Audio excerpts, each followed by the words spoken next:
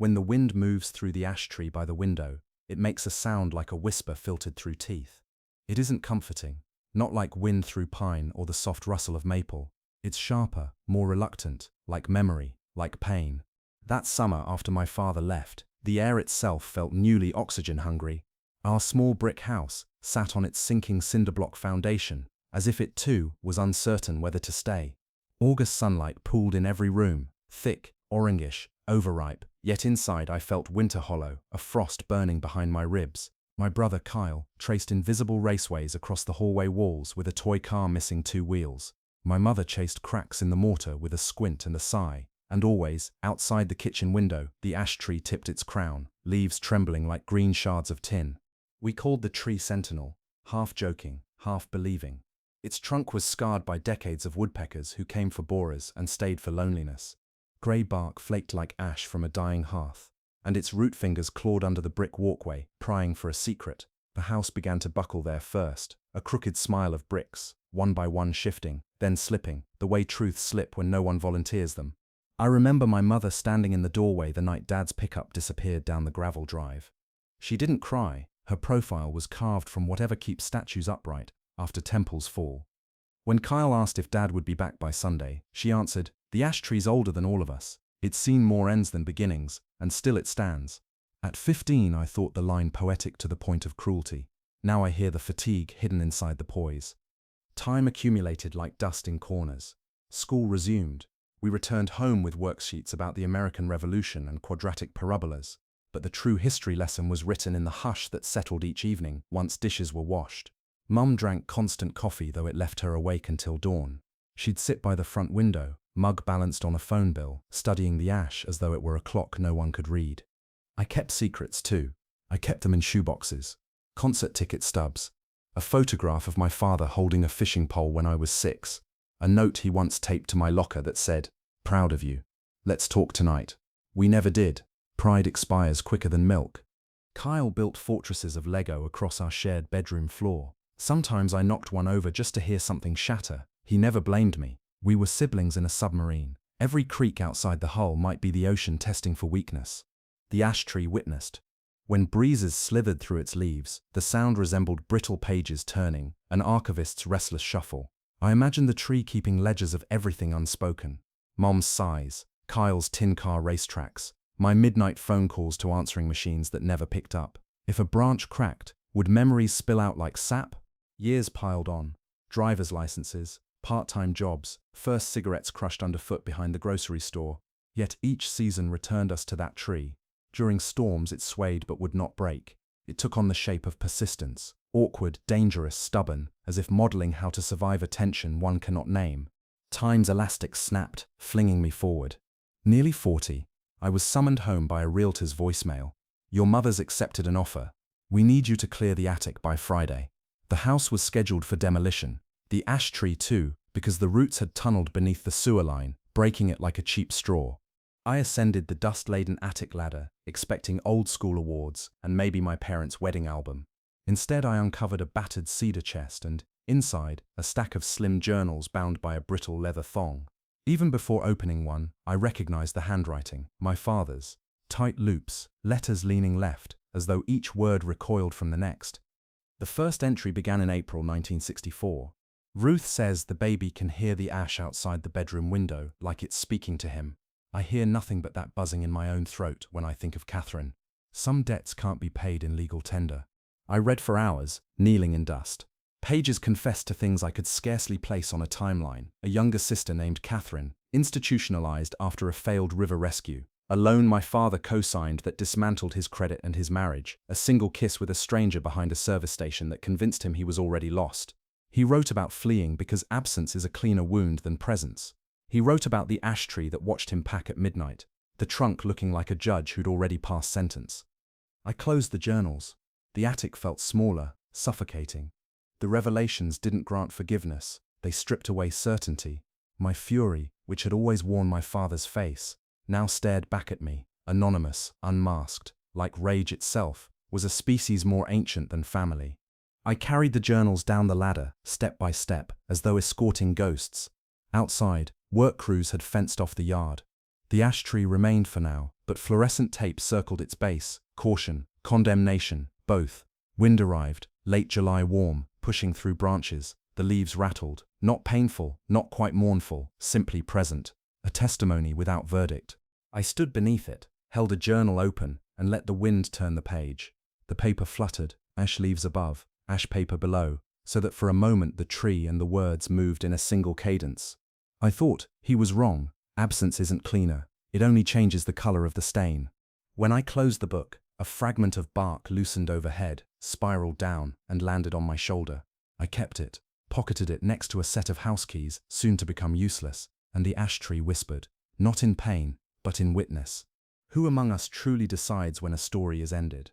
And what if the ending keeps speaking long after the teller has gone? There is an hour just before dawn when the world feels full of rehearsal light, amber, tentative, watching to see if you will rise and meet it.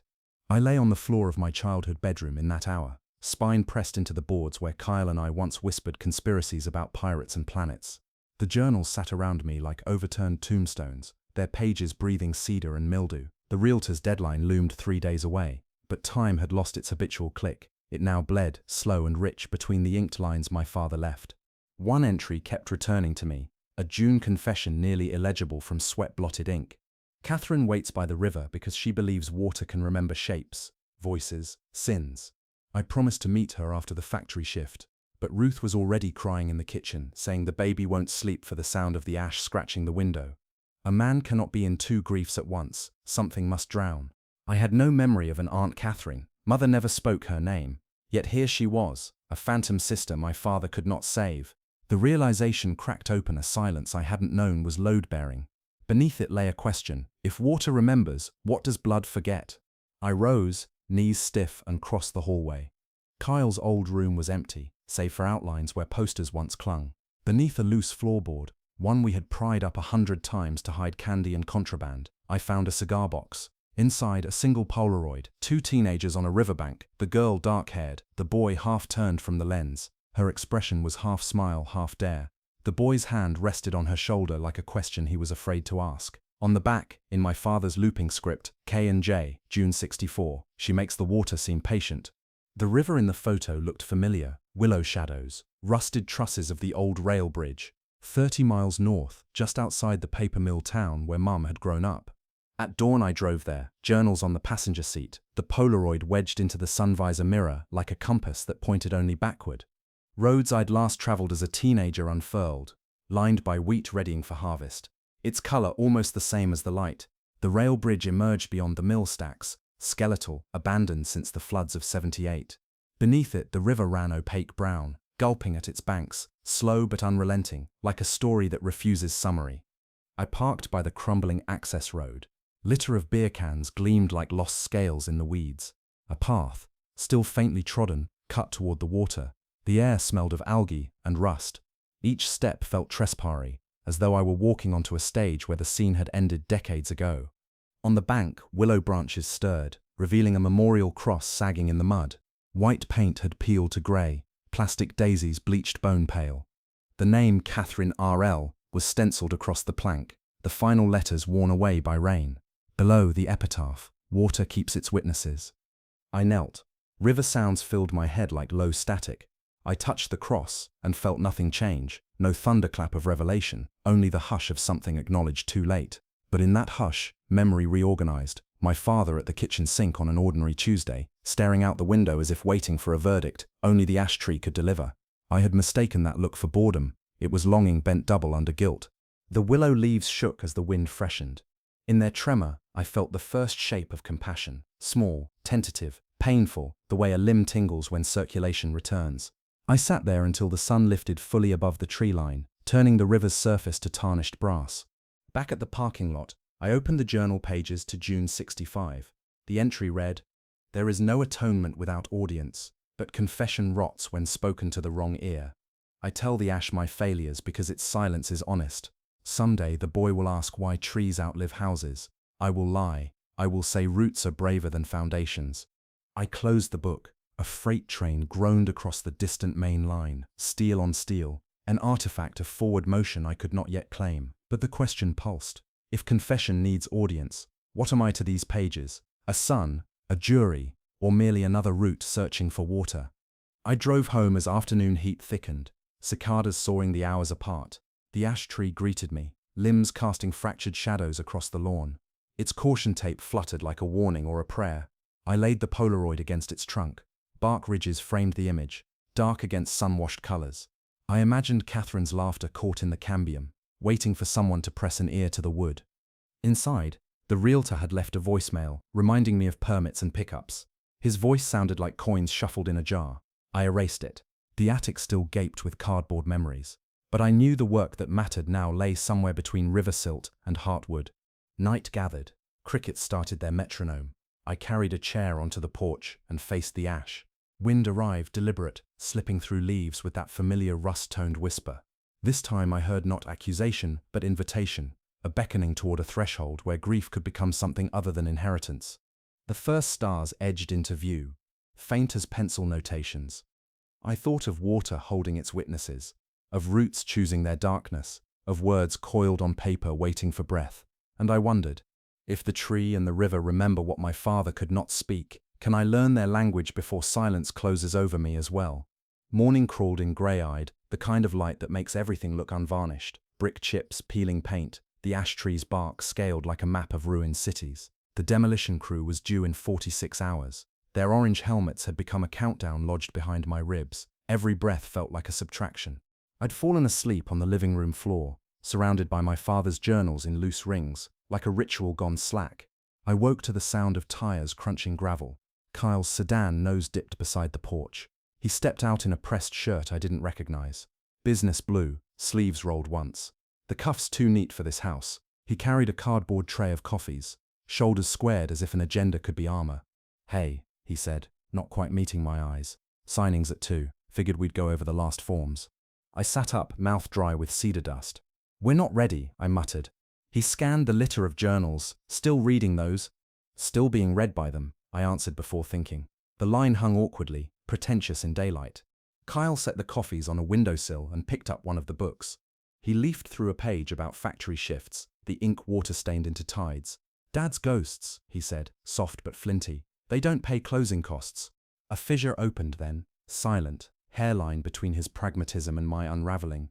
We both pretended it wasn't there, the way children pretend the storm will skip their street if they refuse to name thunder. I followed him outside. Sun had climbed enough to silver the dew on caution tape.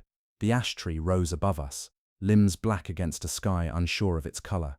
Kyle stared at the roots lifting the walkway bricks like misaligned vertebrae. "You know," he said, "an arborist could have saved it 10 years ago. Now it's rot all the way down." "Rot still holds rings," I shot back. He exhaled through his nose, the sound of someone folding a map they never wanted to unfold in the first place. We spent the next hour cataloging attic boxes, dividing them into keep, donate, discard. With every decision the crack widened. Somewhere between Mother's recipe cards and a mild-dewed telescope, Kyle snapped. "We have to move forward, Jonah. Memory isn't a mortgage we can refinance." I felt something splinter inside, sharp as the first ice on the river. I grabbed an old hatchet from the shed and marched toward the ash. Kyle called after me, voice pitched between plea and command. I didn't stop. My palms sweated on the wooden handle. Saprot smell rose where earlier cuts had blackened. At the trunk, I hesitated. Sunlight spotted the bark, revealing insect tracks etched like branching circuitry. I raised the hatchet, saw my father's handwriting in the grain, my mother's silence in the shadowed crevices, and swung. The blade thudded but barely bit. The tree seemed to inhale the blow as if my anger were only wind. I swung again, harder. Bark chipped, exposing pale cambium that bled amber beads. I pictured Catherine's river memorial, the cross bowed by seasons. Water keeps its witnesses, wood keeps its wounds. I lowered the hatchet, suddenly nauseous. The tree's leaves shivered, a sound like distant applause or distant condemnation. I couldn't tell. Behind me, Kyle spoke, quieter. "Hurting it won't heal you." His face looked older than a 12-year gap should allow. That night, sleep avoided me. I drove north without telling him, headlights tunneling through fields of corn tassels gleaming like wet gold. At the river, fog clung to water, luminescent under the moon. I stepped onto the collapsed rail bridge trestle, wood planks slick with algae, smelling of iron and lost freight. Midway across, the journals in my backpack felt like ballast. I opened one to the entry dated the night before my birth. A child is coming who will carry my silence the way the ash carries its hollows. May he never learn the sound of splinter. Wind curled off the water, lifting the page.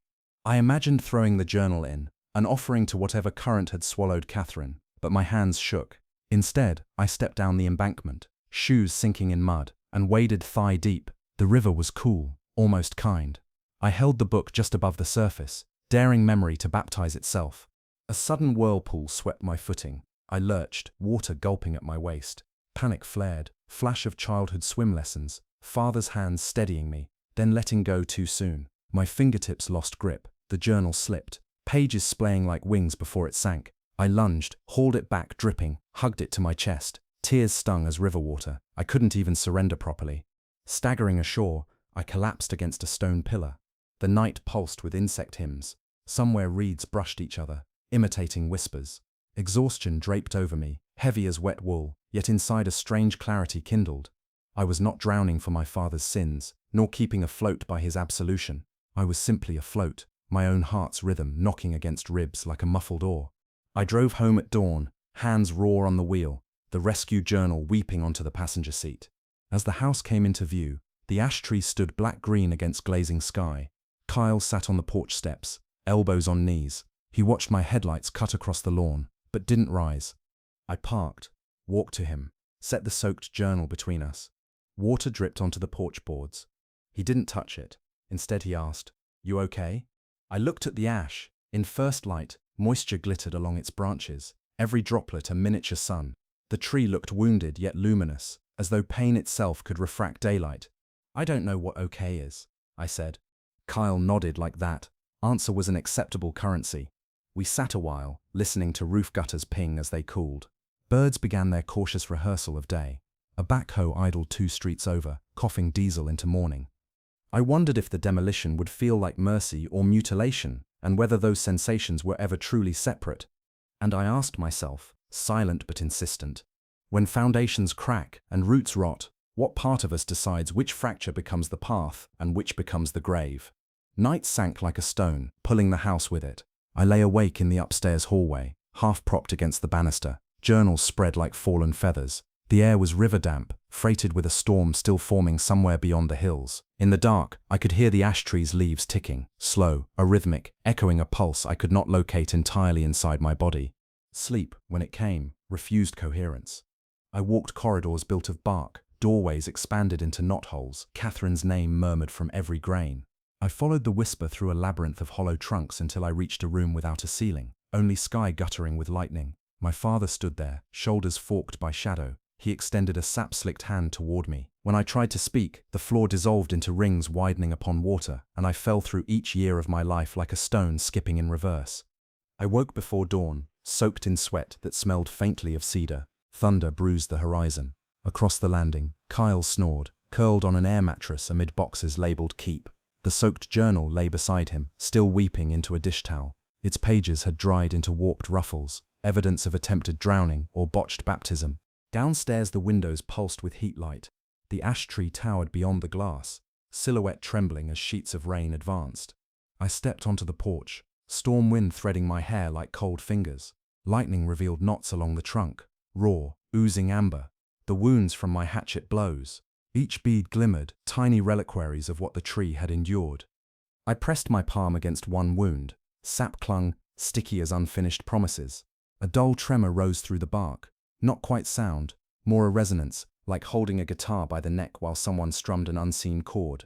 The vibration crawled up my arm, settled behind my sternum, matched my heartbeat until I could not tell which rhythm belonged to which body. I felt the tree remembering, winters of ice loading its limbs, summers of children braiding tire swings, my mother's silhouette in the kitchen window, my father pacing the yard at midnight, cigarette ember bobbing like a firefly. The ash carried every unspoken sentence as concentric scars. I withdrew my hand, yet the pulse persisted inside me. Rain thickened. I slipped across the lawn toward the shed where the ladder leaned. Its aluminum rungs rang with thunder's percussion. I tilted it against the trunk, boots sinking into mud. Halfway up, wind lashed my coat. Branches wrestled the air like antlers locked with the storm. Still I climbed, driven by a certainty that something waited in the crown, an answer or an echo. Near the top I wedged myself into a fork. Leaves whipped my face, sap smeared my cheeks like war paint. From this height, the house seemed a toy, half buried in loam. Beyond, streetlights blurred under rain, each halo a drowned star. Lightning cracked open the sky, and in that stark flash, I saw a hollow bored into the trunk just below my knees, wide as a lantern mouth. I reached inside. My fingers brushed, not rot but cloth, oilcloth, waxy and stiff. I tugged free a bundle, slick with resin. Wind howled, the ladder rattled. I cradled the find against my chest, descended rung by tremoring rung. The storm pressed me earthward, yet the ash seemed to steady the ladder, as if granting leave for this extraction. Back in the house, I peeled away oiled fabric to reveal a small tin box, its lid soldered, edges rust-kissed. I pried it open with a screwdriver from the junk drawer. Inside lay a photo and a folded sheet of carpenter's vellum. The photo, my father at perhaps 20, arms slung around Catherine beneath the willow by the river, both grinning, soaked to their knees, as if they'd just waded out laughing at the world's insistence on dryness. On the vellum, a charcoal sketch, an ash tree, roots spiraling deep, but beneath them a network of waterways, tributaries leading to the river's curve. At the corner he'd written, "Wood seeks water the way guilt seeks confession." I stared until water pooled in my eyes. Distorting ink, photo, room. Lightning faded, thunder receded upriver. The storm had delivered a relic, then moved on. I wondered how long the tree had safeguarded this secret. Decades of wind hammering its crown while this tin slept in its heartwood. My father must have hidden it the night he left, trusting the tree to decide when, or if, to relinquish it. Footsteps creaked behind me. Kyle stood in the doorway, hair mussed, eyes raw from half-sleep. He saw the open tin, the photograph bridging river and memory. "What is it?" he rasped. "A map," I whispered. "Or maybe an apology."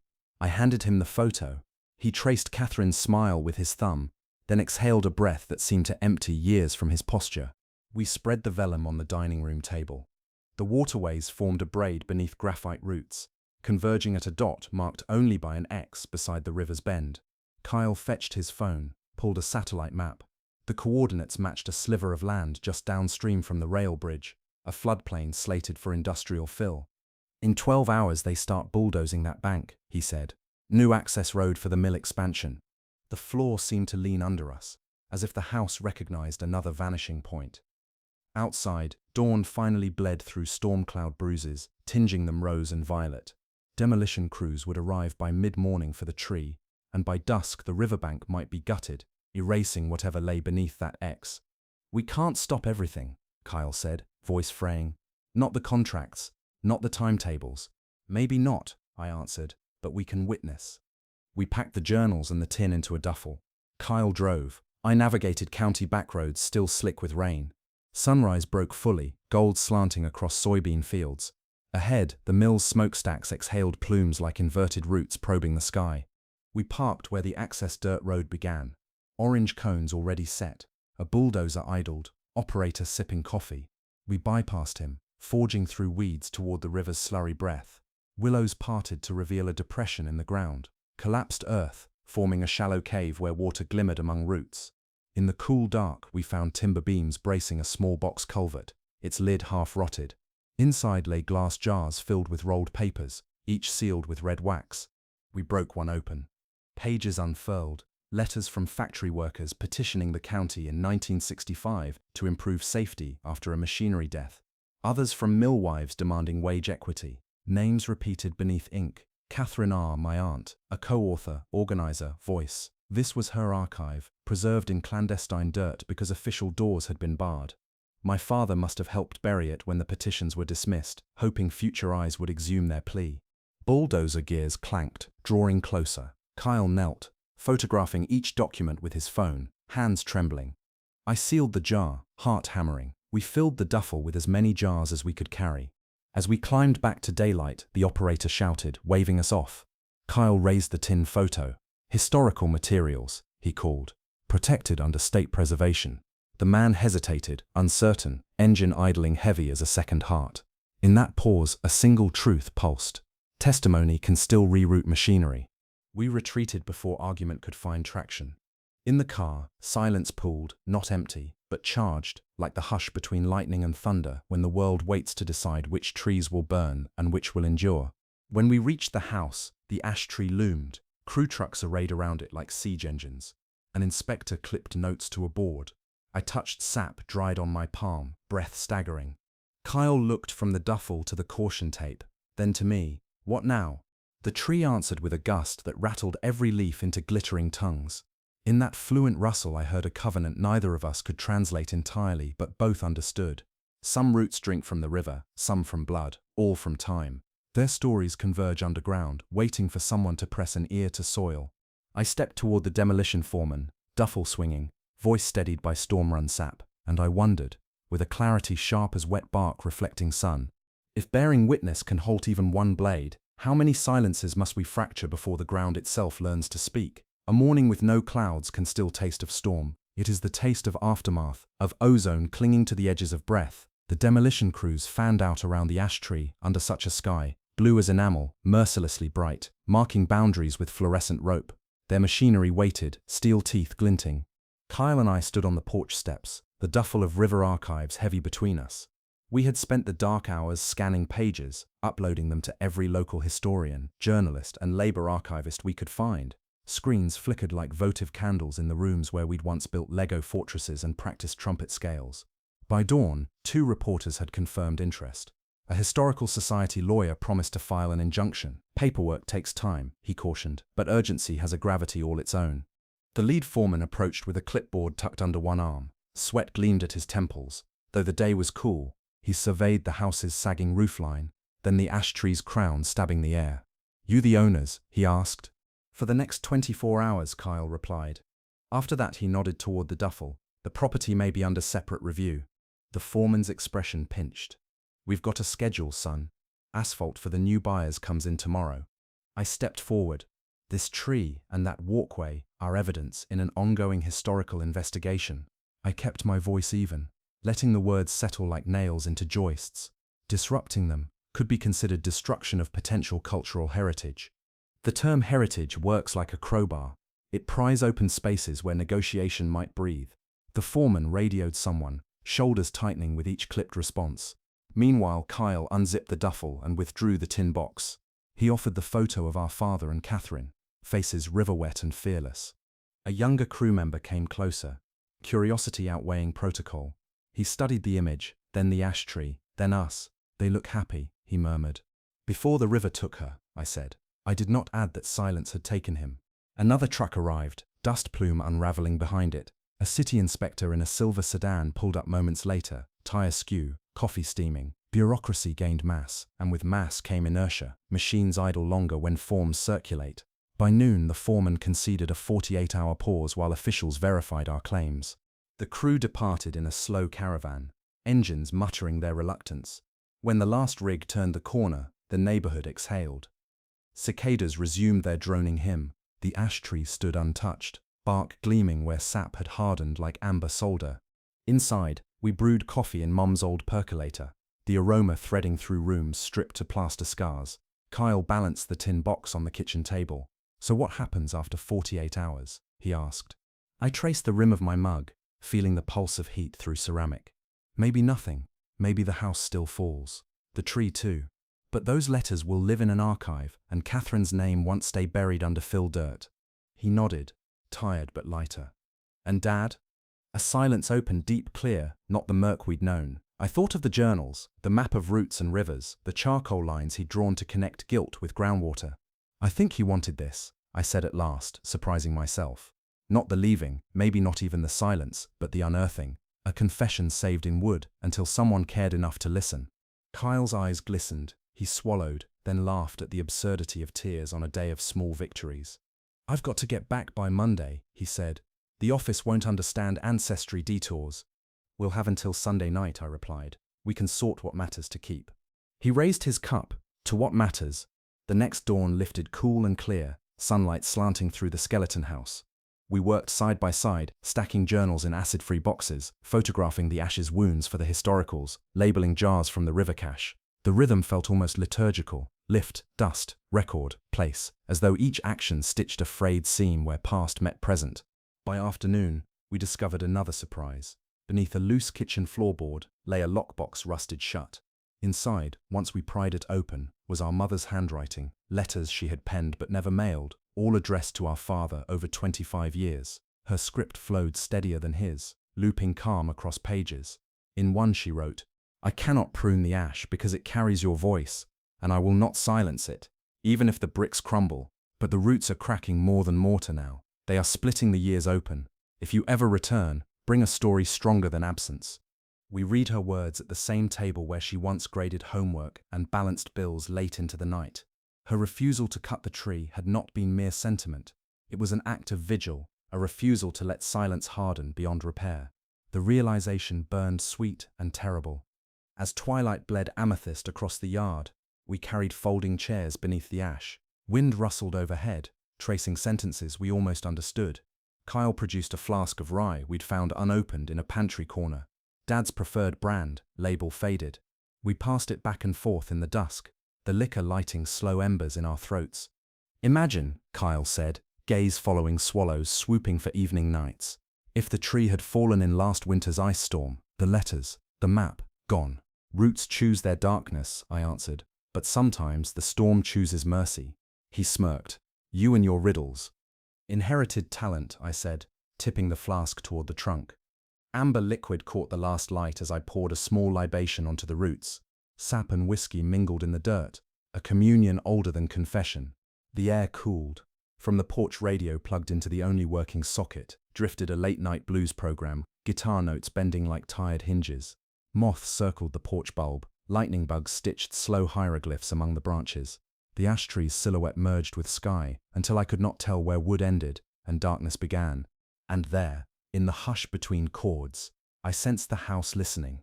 Floors that had groaned under our childhood weight now seemed to breathe easier, relieved of decades of withheld speech. Somewhere beyond the alley, a train horn threaded through distance, long, mournful, but not sorrowful, a promise that movement continues even where tracks have rusted. I closed my eyes and saw water remembering shapes, saw wood engraving absence into rings, saw letters rising from earth like shoots after fire. I felt my father's journals settle into their boxes, neither absolved nor condemned, simply present witnesses, like the tree, like the river, like us. A breeze lifted, cool against the sweat dried on my neck. Leaves answered, their whisper no longer filtered through teeth. It was softer now, almost tentative, as though the ash itself were asking, when stories pass from hand to hand, root to root, does the burden grow lighter, or does it simply find a wider earth to travel? The 48 hours the county granted us stretched like spilled ink, seeping into every grain of the house. By dawn of the second day, mist lay low in the yard, smoke grey, as though the ground itself exhaled uncertainty. The ash tree rose through it, trunk dividing vapor into slow currents, an obelisk refusing to be erased. Inside, the rooms felt strangely bare now that the journals and letters were boxed and labeled. Even the echo of our footsteps sounded cleaner, almost ceremonial, as though the house had been emptied of debris but filled with intent. We were packing the last of Mother's dishes when the doorbell rang. A petite woman stood on the porch, raincoat damp, press badge swinging from her lanyard. Behind her, a photographer adjusted a lens. She introduced herself, then asked if we might walk her through the personal dimensions of the discovery. I glanced at Kyle. He nodded, resigned. We guided them toward the ash. The reporter traced the gouges from my hatchet, running a fingertip along hardened sap. Scars that testify, she murmured, jotting notes. When we showed her Catherine's archive, each jar now wrapped in acid-free tissue, her eyes filled, not with sentiment but with recognition, as though she touched something she had also lost and longed to name. Mid-interview, a county truck pulled up, 2 officials in reflective vests stepping out. They carried new forms stamped in red, an immediate stay on demolition under provisional heritage status. The reporter caught the gesture, clicked her pen, and smiled. Bureaucracy, it seemed, could be coaxed into grace if enough voices converged. By late afternoon, word had spread. Neighbors we barely knew drifted to the curb, coffee mugs steaming in their hands.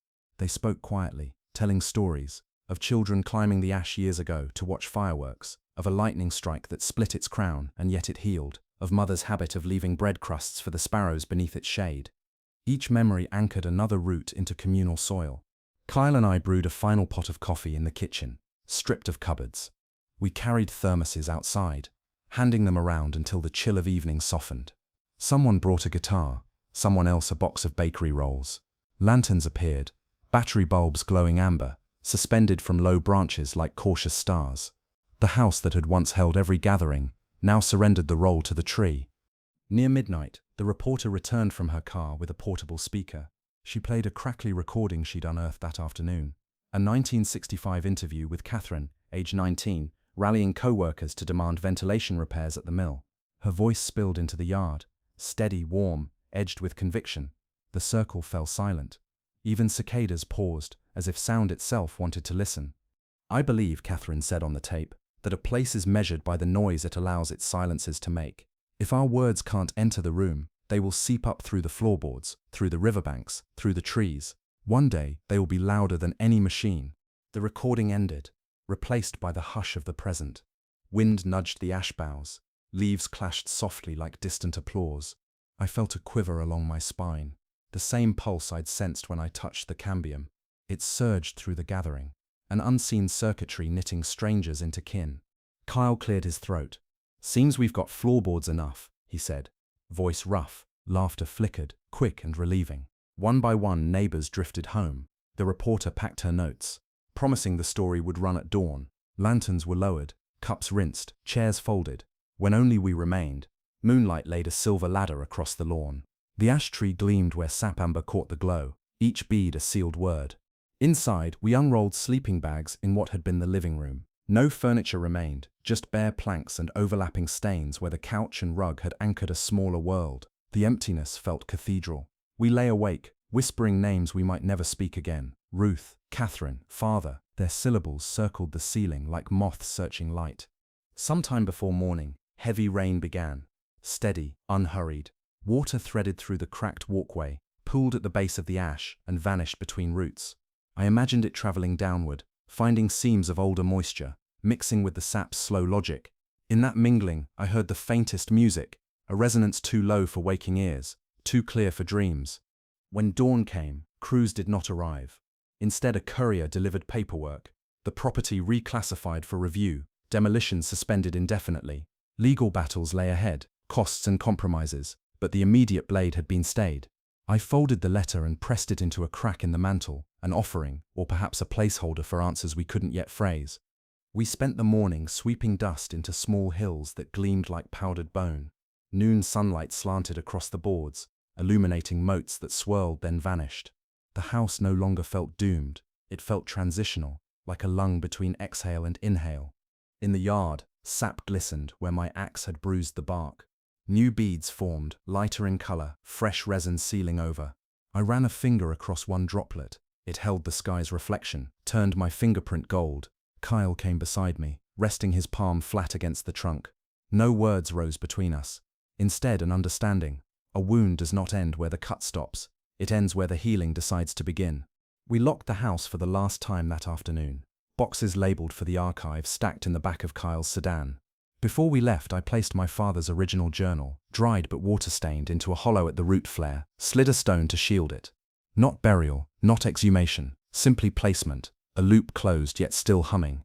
As we drove away, the ash tree receded in the rear view, first a tower, then a line, finally a smudge against the sleeping blue horizon. Its presence lingered, a cadence inside blood and bone.